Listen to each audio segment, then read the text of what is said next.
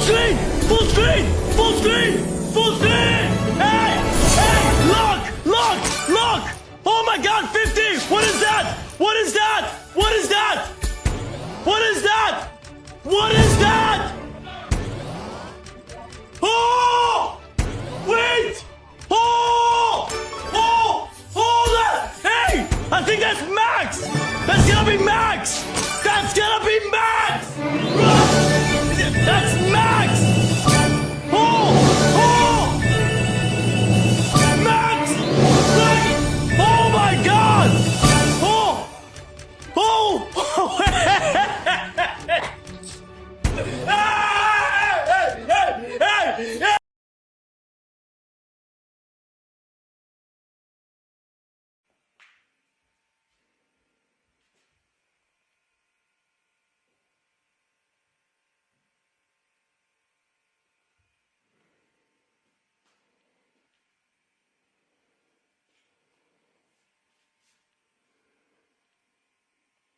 Hey everyone, welcome back to the shop. The night is quiet. The only sound is the low electric hum of the old fluorescent lamp hanging above the bench and that deep, familiar smell of dust, oil, and decades-old wood that never really leaves these walls.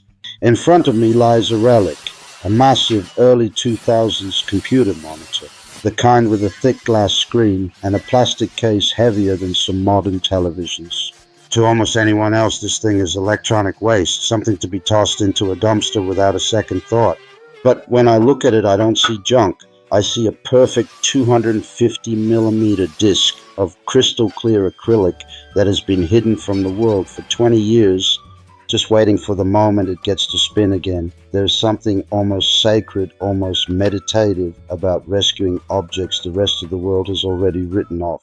This monitor once sat on someone's desk while they sent their first nervous emails, watched grainy YouTube videos at 360p, laughed at stupid memes, maybe even edited their wedding photos.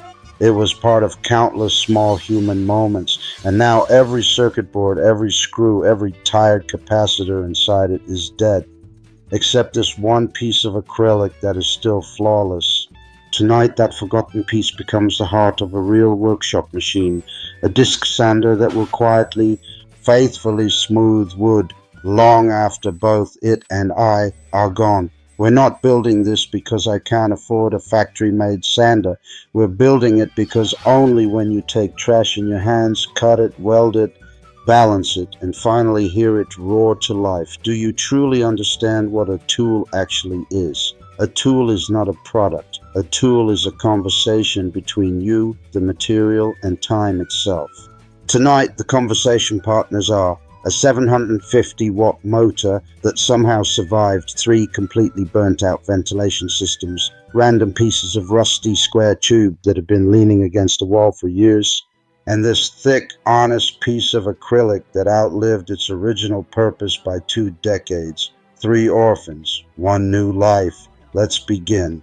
Disassembling an old monitor always feels like performing an autopsy on a small slice of history.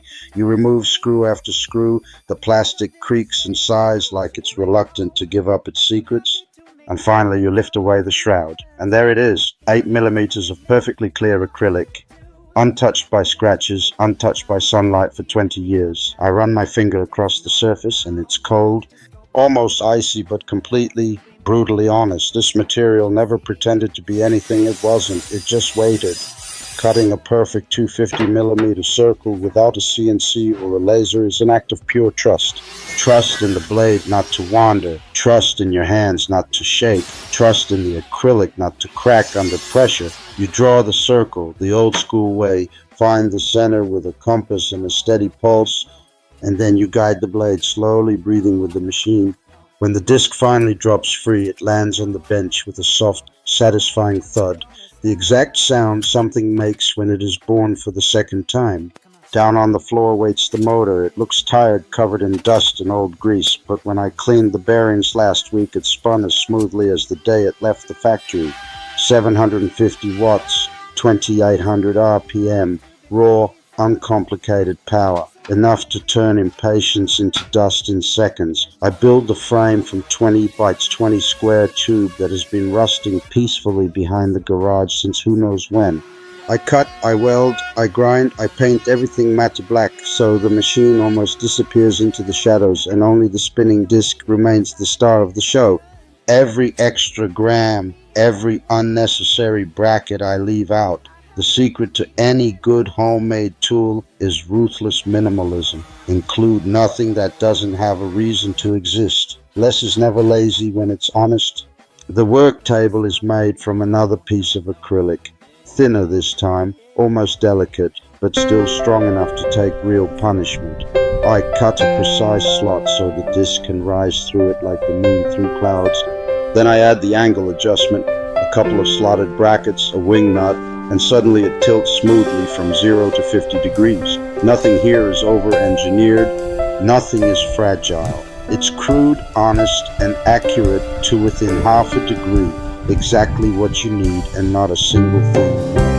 Across the entire face of the big disc, I glue industrial-grade hook and loop. When the first sheet of 80 grit abrasive rips onto it, the sound is pure commitment, like tearing open a letter you already know will change everything. Under the table, I weld a simple 50mm dust port aimed directly at the point where wood meets grit. Later, when a shop vac is connected, the storm of sawdust will vanish before it even learns your name. Clean work is respectful work. The first power-up is always the moment of truth. The disc wakes, slowly finds its balance, then suddenly screams into full voice. For a split second, I'm afraid the acrylic will explode into 1,000 shards, but it doesn't. It just sings. I take a rough piece of oak that has been sitting in the corner since last winter and press it gently against the spinning surface. Centuries of growth, storms, sun, and wind disappear in warm golden snow that gets sucked away instantly. There is a deep, almost spiritual peace in that moment, watching time itself being erased while simultaneously creating something smooth, something new, something that will probably outlast me by another century. I switch to 240 grit and run the same board again. One more pass and the surface feels softer than skin, warmer than skin, alive in a way no piece of fresh lumber ever feels. This machine doesn't simply remove material. It removes noise from life. It removes hurry. It removes every excuse we ever had for doing things halfway. Real smoothness is never an accident. It is thousands and thousands of tiny, deliberate